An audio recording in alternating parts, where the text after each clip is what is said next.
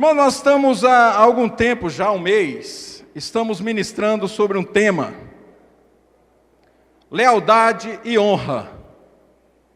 Esse tema é de extrema importância para a igreja, é de extrema importância para as famílias, é de extrema importância para os casais. Então vem sendo ministrado há uns 4 domingos atrás o tema lealdade e honra. Primeiro o pastor Emerson ministrou sobre o tema lealdade e honra, e ele acrescentou mais um item: obediência. Quem se lembra disso?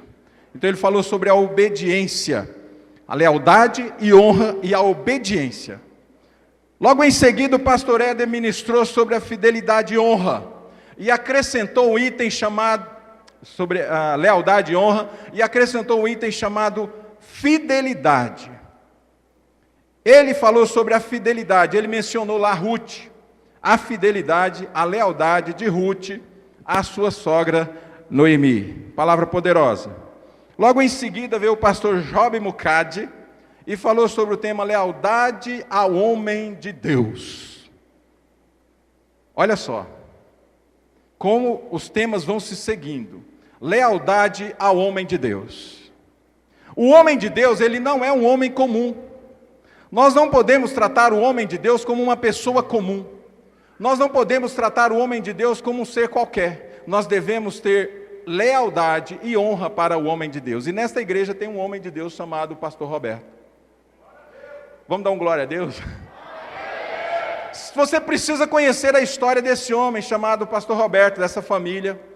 Tá? Você precisa saber como surgiu esta igreja.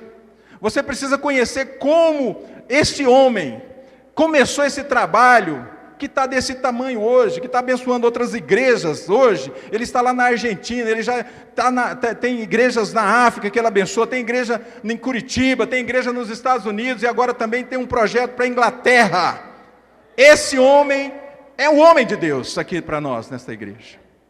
Devemos honrá-lo, devemos ter lealdade para com esse homem. Então o pastor Job Mukad falou muito bem sobre a lealdade ao homem de Deus. E se eu fosse você, eu procurava conhecer a história desse homem de Deus neste lugar. Logo em seguida veio Danielzão, né? Danielzão ministrou uma palavra sobre a nossa fidelidade a Deus. Nossa fidelidade a Deus. E ele mencionou, nossa fidelidade a Deus determina a nossa lealdade ao nosso próximo. Não posso ser só fiel a Deus. Eu tenho que ser leal, fiel ao meu próximo. Não adianta nada eu ter uma fidelidade farisaica, como disse o pastor, e em contrapartida ser desleal com o meu irmão, ser desleal nos meus relacionamentos, ser desleal com os meus líderes, ser desleal com a minha família. Então Daniel ministrou essa palavra: nossa fidelidade a Deus determina a nossa lealdade aos homens. Amém? Foram 4 temas importantíssimos para a igreja. Então, não sobrou nada para mim, como eu disse de manhã. Não sobrou nada para eu falar agora. O que eu pensei então? Então não vou falar nada. Brincadeira. Dentro desse tema lealdade, eu hoje, como já está esgotado esse tema, eu creio que está bem claro no coração dos irmãos sobre a lealdade e a honra que nós devemos ter para com Deus e para com nossos líderes, para com o nosso próximo. Eu destaquei um tema hoje, eu gostaria que colocasse aí no telão. Os estágios da deslealdade.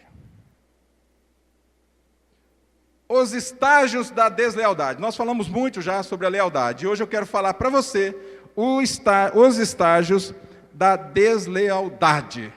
Fique atento, aperte o cinto, como diz. Aperte o cinto aí que a turbulência vai ser grande. Amém? Está lá em Êxodo 18, 19 e 21. Vamos abrir a sua Bíblia. Eu gostaria que você abrisse a sua Bíblia. E eu tenho notado que ultimamente poucas pessoas têm usado a cadernetinha para anotar. O caderninho, agenda.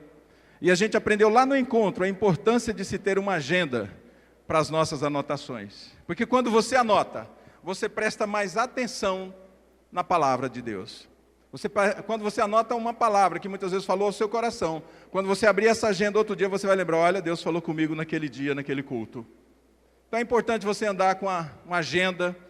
Claro que a gente grava a palavra, a gente está gravando a palavra, nós temos a nossa folha de edificação das células, mas é muito importante você anotar as pregações feitas na igreja.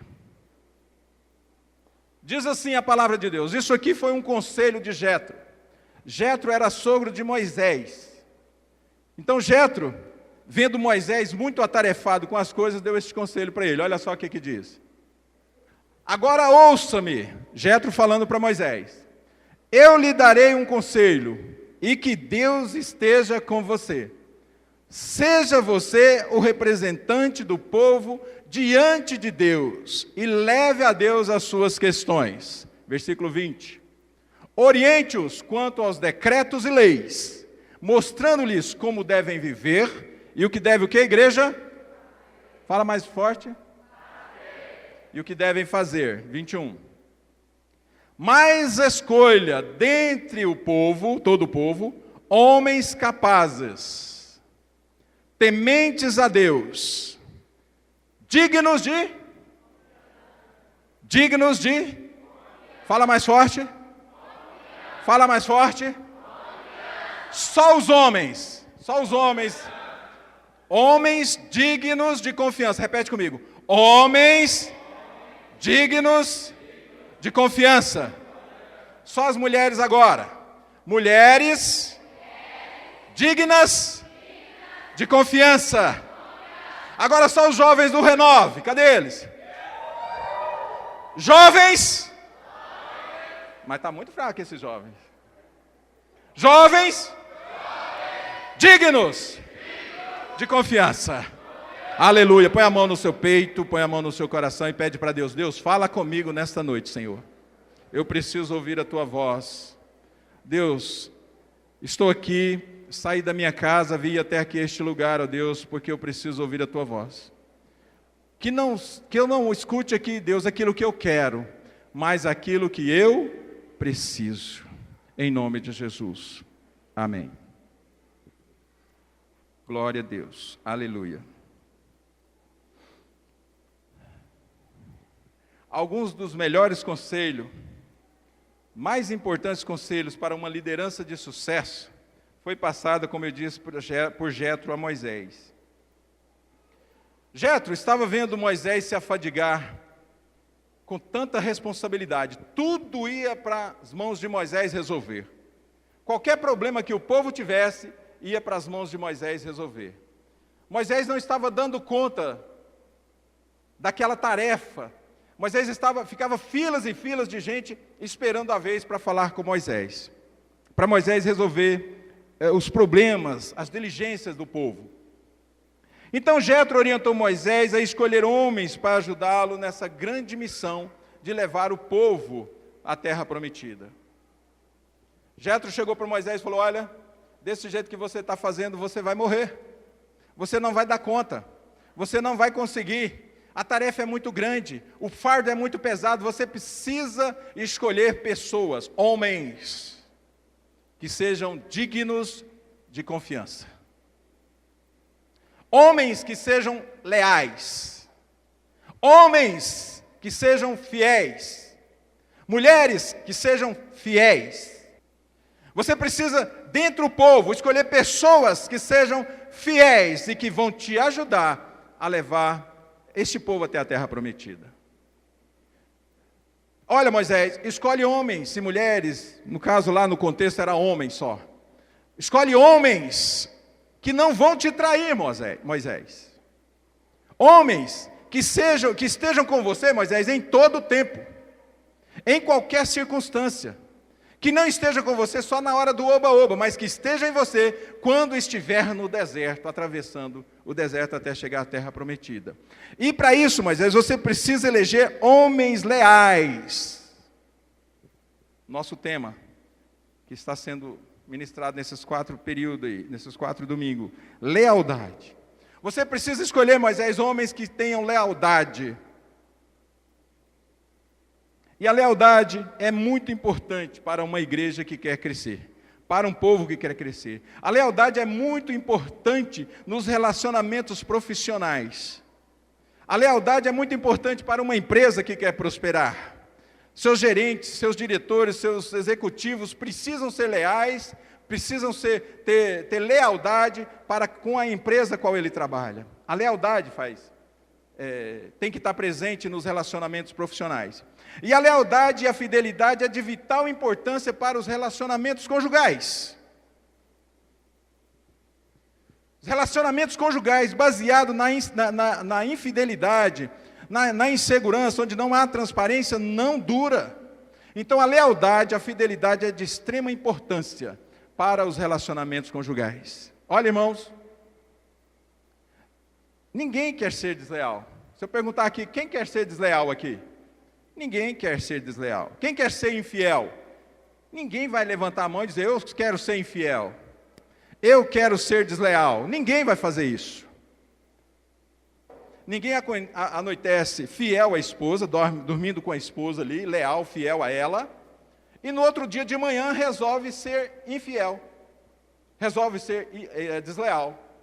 Ninguém, nem uma esposa, nem um esposo, faz isso, dorme fiel, leal, eles até postam no Facebook, eu amo minha esposa, declarações de amor eterno nos Facebook, e no outro dia amanhece desleal. Isso não acontece, não é assim. Nenhum marido, nem uma esposa faz isso. Nenhum líder anoitece leal ao seu pastor e no outro dia se torna desleal. Nenhum líder, nenhum pastor, nenhum membro de uma célula anoitece fiel ao seu líder e depois no outro dia chuta o balde, eu sou desleal, eu tenho atitude de deslealdade com ele. A deslealdade, ela acontece sutilmente. A infidelidade brota no coração do homem e da mulher de forma sutil, discreta e perigosa. Presta atenção nisso. A deslealdade, ela começa de uma forma sutil, discreta e perigosa, em qualquer relacionamento, seja na igreja, seja no trabalho, seja no relacionamento conjugal. Então nós precisamos identificar os estágios da deslealdade. Nós precisamos identificar como, no processo inicial da deslealdade no nosso coração, se ela já está acontecendo. E mais importante, é preciso identificar esse processo inicial da deslealdade, antes que seja tarde demais. Seja na área ministerial, como eu disse, conjugal ou profissional. Quando o processo de deslealdade se instala no nosso coração, as pessoas às vezes ficam se perguntando, nossa, mas aquele marido era tão fiel à esposa. Mas aquele marido amava tanto a esposa. Nossa, mas aquela esposa era apaixonada pelo esposo. Igual eu disse, várias declarações para todo lado, apaixonada pelo esposo. E agora está com atitude desleal, de infidelidade. Nossa, mas aquele fulano era tão dado ao lado do pastor. Nossa, mas aquele líder, estava sempre junto com o pastor. Era tão unido com o pastor, e de repente agora ele está tendo atitude de deslealdade.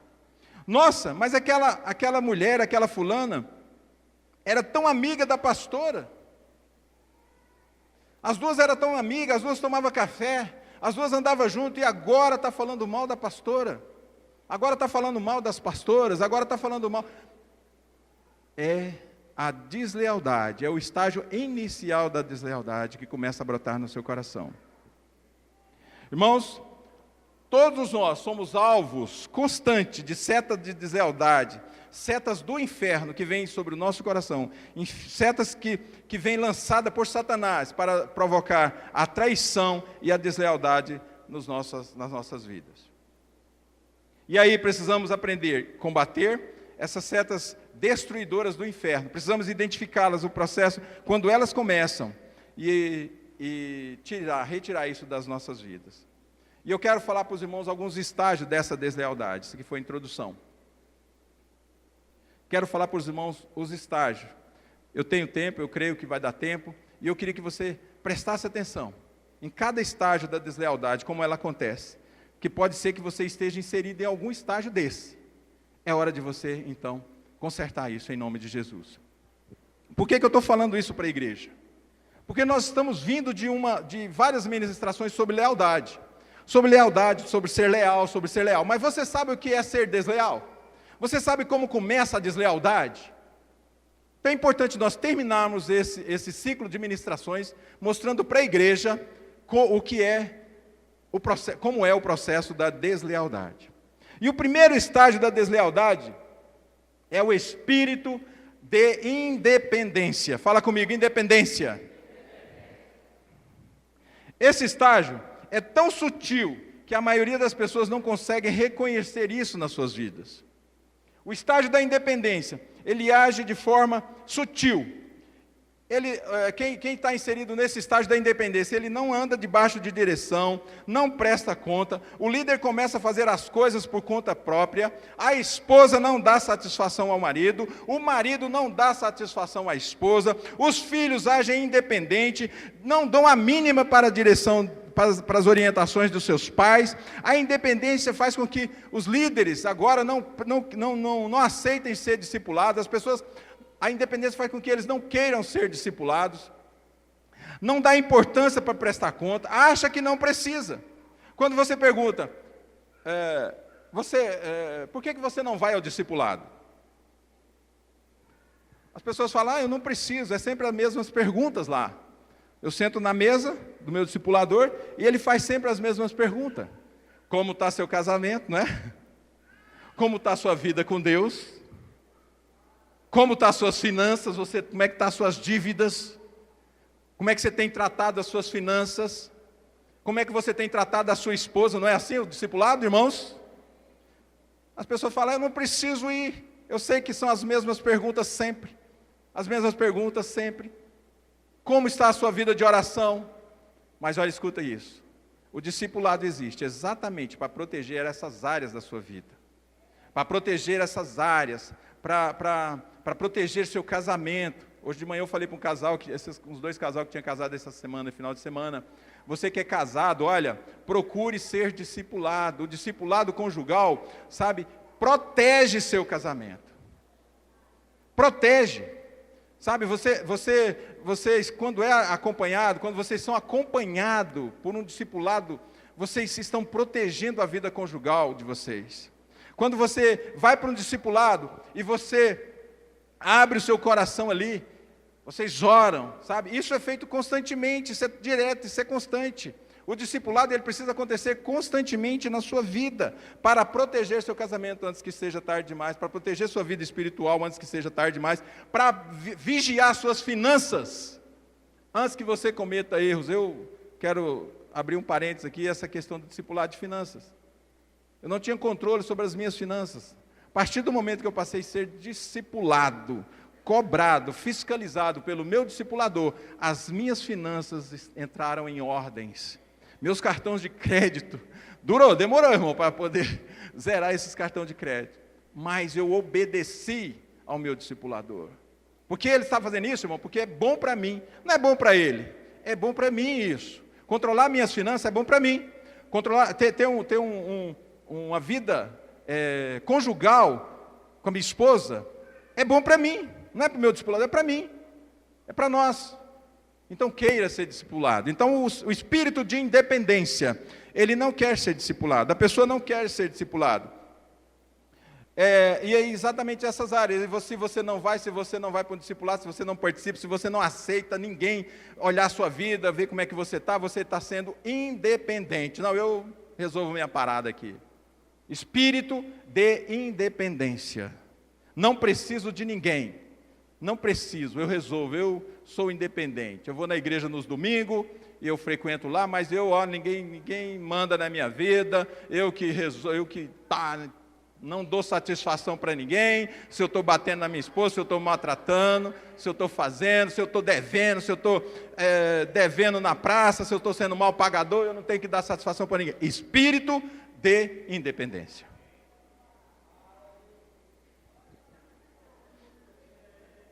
É o espírito de dependência que faz com que cada pessoa queira discipular outra, uma pessoa queira discipular outra e não queira ser discipulado. É o espírito de independência que quer um status de líder, quer uma posição na igreja, quer tocar no louvor, quer ministrar, quer ser líder de célula, mas não quer ser discipulado. O pastor fala algo muito interessante, eu gosto muito. Ele fala assim, olha, Jesus, para andar com Jesus, tinha um preço. Para andar com Jesus tinha um preço. A salvação é de graça, como diz o Daniel. A salvação é de graça, mas ela custou caro, né, Daniel? Para andar com Jesus tinha um preço. O pastor Roberto fala, olha, para andar comigo tem um preço. Você tem que ter, para andar comigo, olha, tem que ler os livros que eu leio, não é isso que ele fala? Tem que orar o tanto que eu oro, sabe? Tem que discipular o tanto que eu discipulo. Para andar comigo tem um preço. E as pessoas não querem pagar preço, querem o status de líder, querem o status de algo na igreja, querem fazer as coisas, mas não querem pagar o preço, não querem ser discipulado. E o espírito de independência faz isso. Se você está sendo discipulado por alguém, escuta isso, procure saber se ele está sendo discipulado. Procure saber se ele está sendo discipulado, porque quem não está sendo discipulado não tem autoridade nenhuma para discipular ninguém. Amém? Segundo ponto, a ofensa. Segundo estágio da deslealdade, a ofensa. Ofensa vem logo depois da independência. Quando uma pessoa se torna independente, ela abre brechas para o espírito da ofensa. Um coração ofendido é a semente plantada para nascer a rebelião dentro dos níveis de relacionamento de uma pessoa, seja na igreja, seja em casa, seja no trabalho. Um coração ofendido, irmão, escute isso, é a semente plantada por Satanás para nascer a traição no coração das pessoas e a deslealdade. A pessoa ofendida, ela se sente vítima de tudo. Antes da ofensa, ela produzia. Antes da ofensa, ela participava das coisas. Antes da ofensa, ela avançava. Antes da ofensa, ela crescia. Era uma pessoa alegre, era uma pessoa que estava envolvida, era uma pessoa que estava trabalhando na obra, estava envolvida, era alegre em seu coração, era motivada. Mas porque foi ofendido, então ela se retrai. Uma pessoa ofendida, ela não quer mais estar perto. Quando ela foi ofendida em alguma área, ela perde o ânimo, ela perde a energia, ela não quer mais estar envolvida com nada. Uma pessoa ofendida no relacionamento, ela perde a alegria e não quer mais ficar perto da pessoa. Uma pessoa, quando é ofendida, ela quer distância da pessoa. Uma pessoa, quando é ofendida, ela não quer a proximidade. E nós precisamos tomar uma decisão hoje, aqui e agora. A ofensa, ela pode até acontecer nas nossas vidas, né? Nossa, mas tem muita coisa que me entristece, eu falei hoje de manhã. Nossa, pastor, mas tem muita coisa que me entristece. Tem, irmão, claro que tem. Nós não temos sangue de barata. Nós não temos sangue de barata. Muitas coisas em mim entristecem. Muitas coisas que as pessoas falam para mim. Muitas coisas que as pessoas, as atitudes que as pessoas têm para comigo, para com você, te entristece. Entristece seu coração. Mas isso não é motivo para você ficar ofendido. Nós precisamos tomar uma decisão nas nossas vidas. Eu não vou ficar ofendido. Eu decido que o meu coração não vai ficar ofendido. É uma questão de decisão, não é sentimento. Quando você decide isso, então você passa a viver a vida normalmente. Você libera perdão para a pessoa que te ofendeu e você continua sendo essa pessoa alegre e participativa. Não fica ofendido, não fica guardando mágoa em seu coração. Então a ofensa jamais pode paralisar uma pessoa. Quando brotar esse sentimento de mágoa, de ofensa, de injustiça na sua vida, você precisa tomar a decisão: eu não vou ficar ofendido. Fala aí, eu não vou ficar ofendido. Mais uma vez.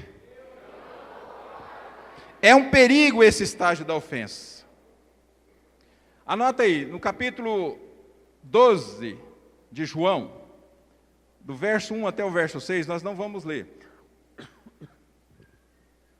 Mas esses versículos aí contam a história de Judas.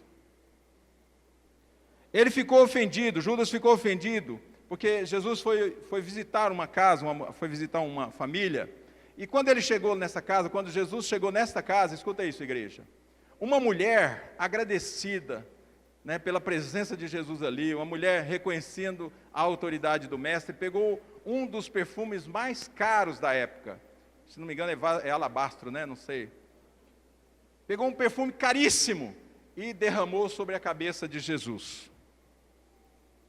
Judas não achou bom, não achou legal aquilo que a mulher fez, e reclamou com Jesus, e falou para Jesus, olha, Jesus, esse perfume aí que ela derramou sobre a sua cabeça, nós poderíamos vender e comprar, né, muitas coisas para os pobres aí, muitos alimentos para os pobres. Judas deu sua opinião naquele momento, então Jesus o repreendeu aquela hora. Depois você olha lá no texto, que Judas deu a opinião, Judas não gostou, deu a opinião dele, e Jesus, no entanto, o repreendeu, e Judas ficou o quê? Ofendido. A partir daquele momento, ali no coração de Judas, o inimigo entrou, e ele, se sentindo ofendido, não aceitou a correção de Jesus, ficou ferido, magoado, e começou a aumentar o estágio de deslealdade no coração de Judas, até chegar ao ponto de trair Jesus. Começou ali. Por isso, não podemos permitir que o nosso coração fique ofendido com ninguém. Ninguém da nossa família, ninguém da nossa liderança, ninguém da igreja, principalmente ficar ofendido com Deus. Tem muita gente ofendida com Deus. Tem muita gente que se rebelam contra Deus, porque algo de ruim aconteceu nas vidas deles. E eles agora ficam ofendidos com Deus, se rebelam contra Deus, se afastam da igreja, se afastam do caminho, e quando vê, estão amargando sozinho na escuridão. Isso é muito sério, irmãos. A ofensa, ficar ofendido, é muito sério. Não permita que o seu coração fique ofendido. Aconteça o que acontecer, você precisa tomar a decisão. Eu não vou permanecer ofendido com a minha esposa, com o meu marido, com a minha igreja, com os meus líderes. Perdão, irmão. Jesus, ele não deu uma opção para você. Ele simplesmente deu uma ordem: perdoai-vos uns aos outros. Posso até me entristecer por um momento, mas tomo a decisão de não me permanecer magoado, ofendido ou ferido. Diga glória a Deus. Terceiro estágio é a passividade. Diga passividade. Depois que a pessoa é ofendida, ela entra então agora no estágio da passividade. Escuta aí. Antes eram pessoas que, igual eu disse, defendiam a visão, defendiam a igreja, defendiam a família, defendiam a empresa que trabalhava. Agora para eles tanto faz. Foram ofendidos, foram magoados, e agora tanto faz. Se tornaram passivos. Espírito de passividade. Foram ofendidos e se tornaram passivos. Você já deve ter ouvido alguém dizer assim, ó, eu não dou palpite mais nessa igreja. Já ouviu, né? Você já deve ter, não dou mais palpite nessa igreja, não. Ah, não dou mais palpite nessa família. Ah, eu não estou nem aí. Antigamente era uma pessoa com disposição para trabalhar, mas se tornou passiva. Agora, de qualquer jeito, tá bom. Ah, tá bom, de qualquer jeito. Eu só vou lá dia de domingo mesmo. Ah, tá bom, eu não vejo esse povo aí há muito tempo. Ah, de qualquer jeito para mim tá bom. Vou ficar na minha, eu estou na minha. Passivo, espírito de passividade. A pessoa no estágio da passividade, ela vai parando, escuta aí, igreja, vai parando, até se afastar de vez, até não se envolver mais com nada, até parar tudo. Ela vai largando tudo aos poucos, larga a célula, larga ministério, vai largando de vir à igreja, vai se afastando, não tem mais comunhão, não querem mais comunhão, não querem ser envolvidas, se tornam passivas, vão desmotivando. Para ela, tanto faz como tanto fez. Passividade. Espírito de passividade que leva à deslealdade. A pessoa no estágio da passividade se distancia da família, se distancia da igreja e se distancia até de Deus. Não quer mais ser discipulado, não quer mais ser acompanhado, se distancia da comunhão, não quer mais estar perto de ninguém da igreja e começa a se esconder. Quando você liga, não está, você fala que vai na casa dela, ela inventa uma desculpa, ela começa a se esconder. Se tornou passivo. Primeiro foi ofendido, primeiro se tornou independente, depois foi ofendido, e agora está no estágio da passividade. Não quer mais se envolver com nada. Ele antes estava junto, agora não quer mais saber de nada. Olha só, quando Jesus foi no Getsemane, estava lá no Getsemane pouco antes dele ser crucificado, igreja. Entre os discípulos, Jesus levou todos os seus discípulos para o Getsemane. Escuta aí. Quem é que estava faltando lá no Getsemane? Quem? Judas. Judas se tornou passivo. Ele não queria mais estar junto. Jesus levou o grupo para orar. Judas não foi. Judas se tornou passivo. Quando Jesus estava orando no Getsemane, ele estava negociando Jesus por 30 moedas de prata. Ele estava falando mal do seu líder. Se tornou passivo. Não queria mais saber de nada, falava mal. Começou a falar mal até o ponto de vender Jesus por 30 moedas de prata. Não estava junto com os seus discípulos. A passividade é um perigo. É uma semente de deslealdade que pode estar brotando no nosso coração nesse estágio da deslealdade. Quarto ponto, é o estágio da crítica. Fala crítica. Está apertando, né? Os irmãos percebem que os estágios da deslealdade, ele vai crescendo. Vai crescendo. Começou com o espírito de independência. Eu sou independente. E agora nós chegamos ao estágio da crítica. O desleal, ele não fica passivo para sempre. Ele evolui para o estágio da crítica. O desleal, ele sai do estágio da passividade e vai evoluindo, e agora ele é um crítico dentro da igreja. É um crítico dentro da família. É muito fácil aquele que se tornou passivo passar para o estágio da crítica, meu irmão.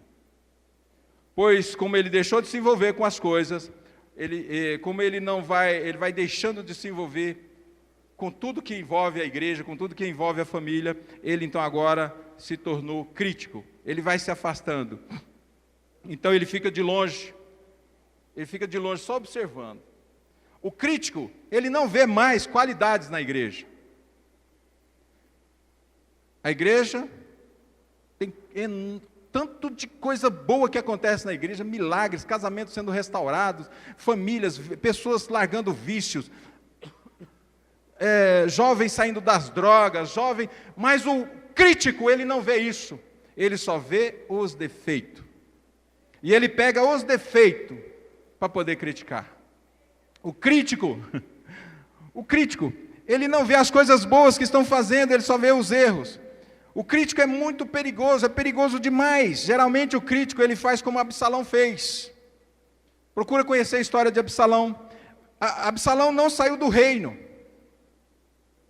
O crítico, ele não sai da igreja. Ele fica dentro da igreja, mas criticando tudo que essa igreja faz.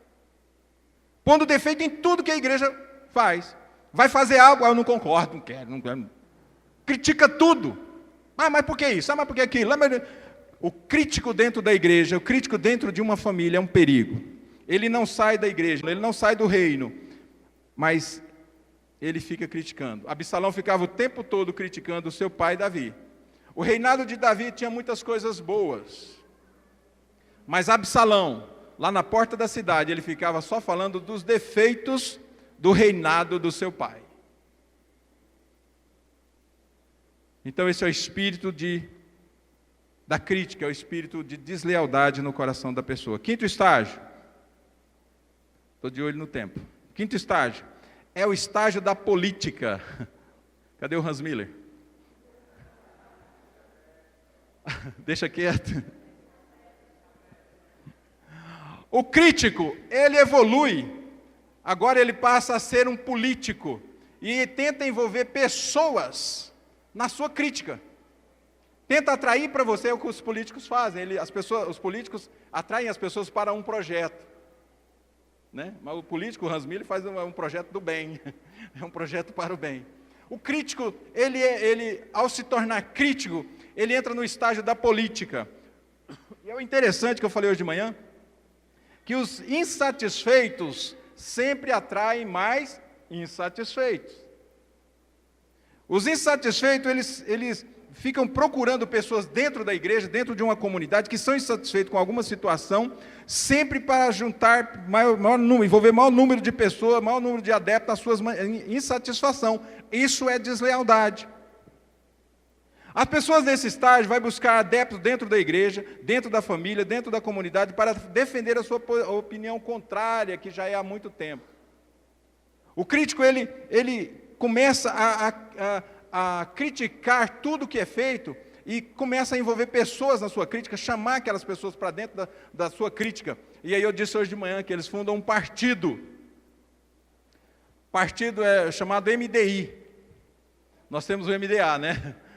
Mas o crítico, o político crítico, no estado da deslealdade, ele funda um partido chamado MDI, que é Movimento dos Insatisfeitos. Ele consegue envolver um número de pessoas que estão insatisfeitas, ele funda um partido, um movimento dos insatisfeitos. Isso dentro da igreja, dentro da família, dentro de uma empresa, o crítico se torna um político. Absalão fez essa política na porta da cidade. Absalão ficava na porta da cidade, tentando envolver pessoas, tentando conquistar pessoas para si, tentando conquistar o coração das pessoas para si.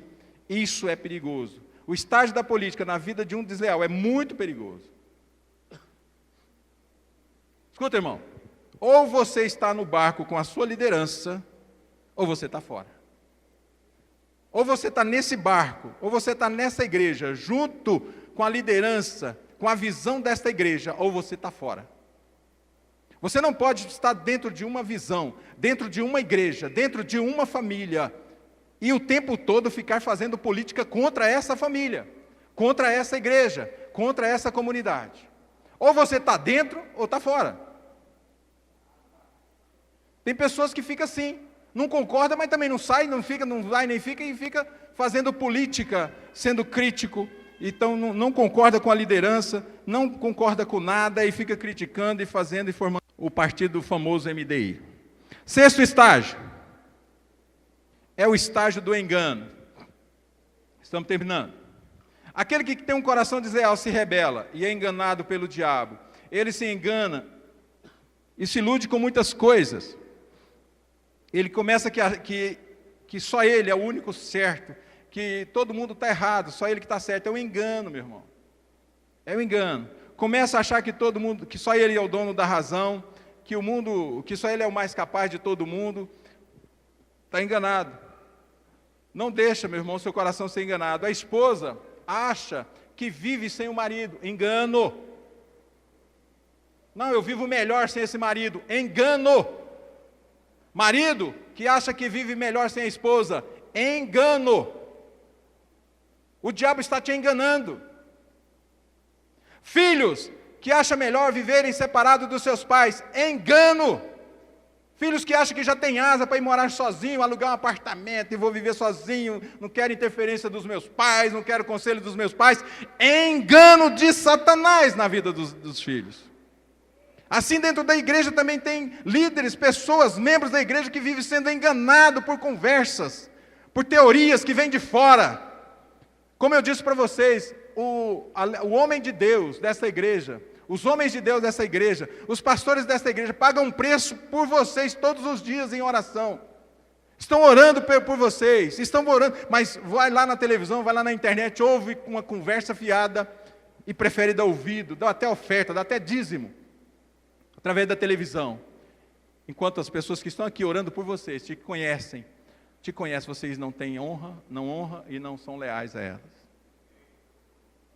Engano, pessoas são enganadas. Estou contra as mensagens da televisão, mas o pastoreio é feito pessoal. Não existe pastoreio televisão. Eu sou crente na minha casa, assistindo minha televisão. Eu dou um dízimo, deposito na conta fulana de tal. O pastoreio é cuidado. Sabe, é aquele que está com você todos os dias, é seu líder. Seu líder exerce uma função de pastoreio sobre a sua vida, de cuidado com você. Muitas vezes o diabo vem e engana você. É o estágio do engano. E assim, os maridos e as esposas vão sendo enganados e vão destruindo as suas vidas. E vão sendo destruídos pelo engano de Satanás. 7º estágio. Está vendo como está crescendo? 7º estágio. Nesse estágio, o desleal mostra sua deslealdade descancaradamente. Ele não tem mais cuidado de esconder sua infidelidade. Nesse estágio, ele não se preocupa mais o que os outros vão achar da sua infidelidade. Ele se tornou rebelde, se tornou provocativo. Não faz questão que todo mundo saiba a sua posição de rebeldia e que conheça a sua deslealdade. Expõe nas redes sociais a sua infidelidade. Expõe nas redes, as mulheres, os maridos, expõe nas redes sociais a sua infidelidade. O discípulo, o líder, sabe, coloca nas redes sociais, fala para todo mundo, critica a igreja abertamente, critica a esposa abertamente, critica o esposo, fala mal da família, fala mal do emprego, fala mal dos patrões, fala mal dos seus líderes descancaradamente. Nesse estágio, o desleal se rebela geral. Ele declara para todo que é contra a liderança, que é contra a visão, que é contra os critérios, e ele expõe os seus líderes. Eu sou contra, então ele expõe. Ele agora é um rebelde, o estágio da rebelião. Nessa fase, o desleal perdeu todo o temor. Ele não perdeu só o temor nesse estágio, ele também perde a educação. O desleal nesse estágio perde a educação. E não liga mais para o que os outros vão achar ou pensar sobre a sua posição de rebeldia. Assim acontece na igreja, assim acontece na família e assim acontece na sociedade. O rebelde mostra a sua cara. Precisamos tomar muito cuidado, irmãos. Nós somos uma igreja aqui, é igual eu disse de manhã, aqui não é um clube. Aqui não é um lugar de encontros. Aqui não é um lugar onde você vem passar o tempo, vestir a sua melhor roupa para que as pessoas vejam. Aqui é um lugar da casa de Deus, aqui é um lugar onde são ministradas palavras de transformação de vida. Se essas palavras não surtirem efeito na sua vida, se as palavras que estão sendo ministradas aqui domingo após domingo não estiver surtindo efeito na sua vida, de nada adianta você estar vindo aqui todos os domingos. Presta atenção nas palavras que estão sendo ministradas. Palavras como essa precisam causar transformação na sua vida. Precisa você olhar para dentro de você e olhar em que ponto eu estou sendo desleal. Em que estágio da deslealdade eu estou. E esse estágio da rebelião leva para o último estágio, que é o estágio da morte. Diga morte. 8º estágio, morte. E é o fim. O fim de cada pessoa, de cada rebelde, de cada pessoa desleal, de cada pessoa infiel, é a morte. Morte física, escuta isso. Morte espiritual e morte ministerial. Uma das 3 coisas sempre vai acontecer na vida de um desleal, de uma pessoa desleal, que chegou até esse último estágio. Sempre vai acontecer uma dessas 3 coisas. Olha, irmão, Deus não suporta a deslealdade. Deus não suporta a rebeldia. Deus não suporta a rebelião. A deslealdade, meus irmãos, lembra Deus, tudo aquilo que Lúcifer fez. A deslealdade lembra isso no coração de Deus. E o livro de Samuel, a gente lê lá, que para o Senhor, a rebelião é como o quê? Pecado de feitiçaria. A rebelião para Deus, um coração rebelde para Deus, é como estivesse cometendo, é como você estiver cometendo pecado todos os dias, como um pecado de feitiçaria. E precisamos tomar muito cuidado para não sermos enganados, pois os estágios vão aumentando a cada dia, sutilmente no nosso coração. E quando a gente menos percebe, de repente, a maldade vai se instalando e nos leva à morte. Em algum momento a deslealdade fica fora de controle. Quando você menos perceber, ela já está no último estágio. E eu quero finalizar falando para você 3 tipos de morte. Eu poderia usar pessoas. Eu sei que você conhece pessoas que morreram dessas formas que eu vou dizer aqui para você. Ministerialmente, morte física e morte espiritual, por ter aplicado a deslealdade. Mas eu vou citar a Bíblia. A primeira morte é a morte espiritual, Lúcifer. Ele vivia uma vida de querubim. Foi decretada a sua morte espiritual por causa da sua deslealdade, por causa da sua infidelidade. Qualquer pecador que se arrepende, meu irmão, gera salvação. Lúcifer perdeu essa oportunidade. Acabou, morreu. Já vi pessoas morrerem espiritualmente, escuta isso. Perderem a salvação, porque foram para o mundo, blasfemaram contra Deus. E eu vejo hoje elas pagarem um preço altíssimo por causa dessa atitude. Tentam voltar, mas não conseguem. Tentam voltar, mas não conseguem. O mundo está mais forte dentro do coração delas. Estão mortas espiritualmente por causa da deslealdade. A segunda morte é a morte ministerial. Absalão. Quem era Absalão? Absalão era um dos sucessores do rei, meu irmão. Absalão era candidato a assumir o trono do seu pai Davi. O reinado, naquela época, era um ministério. O reinado era algo poderoso, mas ele se rebelou e perdeu o ministério. Absalão perdeu o ministério. A morte ministerial acontece quando pessoas que tinham de tudo para crescer, tinham de tudo para frutificar no ministério, perderam seus ministérios, perderam o dom que Deus deu para ela, e hoje tentam voltar, mas não conseguem, estão mortas. Tentam ter seus ministérios de volta, mas por terem um coração desleal e um coração rebelde, não conseguem. Mudam de igreja, escuta aí.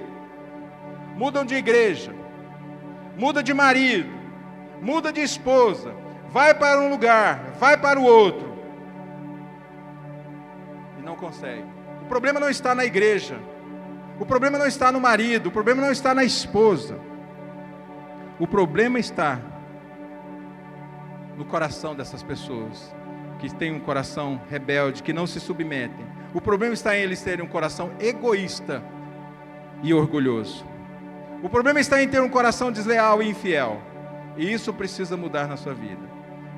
Cada lugar que essas pessoas vão, arrumam um problema. Cada casamento que consegue não vai para frente. Cada emprego que arruma não prospera. Por quê? Porque tem um coração desleal. Tem um coração infiel. Não tem fidelidade a Deus, não tem lealdade a Deus, não tem compromisso com Deus, não tem compromisso com ninguém. Coração desleal. Morreu ministerialmente. Não consegue frutificar nos ministérios, porque não aceita se submeter. Não aceita estar debaixo de cobertura. Se rebelam. Acha que pode caminhar sozinhos. Filhos que acham que pode caminhar sozinho. Membros de igreja que acham que não precisa de cobertura. Líderes que acham que não precisa, pastores que acham que não precisa de cobertura, se rebelam. Morrem ministerialmente. E por último, a morte física. Judas Iscariote. Ele morreu por causa da sua deslealdade, por causa da sua traição. E eu já vi pessoas, homens, mulheres, jovens, terem sua vida ceifadas, literalmente, por aplicar a deslealdade, a infidelidade no mais alto nível de relacionamento, dos seus relacionamentos. Vocês já viram pessoas infiéis morrerem, mulheres infiéis morrerem, homens infiéis morrerem, porque aplicaram o grau de infidelidade no mais alto nível de deslealdade. E eu quero concluir dizendo para você que a deslealdade é como um vírus de computador. Quando o computador é infectado, quem conhece o computador sabe, você nem percebe que o vírus entrou. Mas aí você vai vendo que o computador ele vai ficando lento. Ele vai parando até travar de vez. Assim é o vírus da deslealdade no coração de uma pessoa. Ele vai ficando lento, ele vai parando, ele vai se desinteressando pelas coisas. E de repente, aquele membro que era ativo, aquele marido que era nota 10, aquela esposa que era nota 10, aquele filho que era nota 10, de repente ele parou por completo. Se tornou um infiel, desleal, infidelidade. E aí você me pergunta, pastor, e agora, como é que eu faço? Se eu detectar algum desses sintomas no meu coração, se eu detectar algum tipo de vírus no meu coração, se eu detectar que existe alguma raiz de deslealdade no meu coração, o que eu faço? O que eu faço, pastor?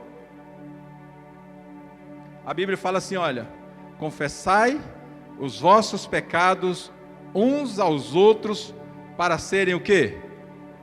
Perdoado não. Perdoados você confessa para Deus. Confessar o seu pecado para Deus, você é perdoado por Deus. Mas a Bíblia fala assim, olha, confessai os vossos pecados uns aos outros para serem o quê? Curados. Muito bem, igreja. O vírus da deslealdade é uma doença. E a partir do momento que você foi infectado por ela, o vírus da infidelidade é uma doença, a partir do momento que ela entrou no seu coração, você precisa passar um antivírus nela. Precisa passar um antivírus no seu coração. E o antivírus recomendado para nós que somos crentes é o quê?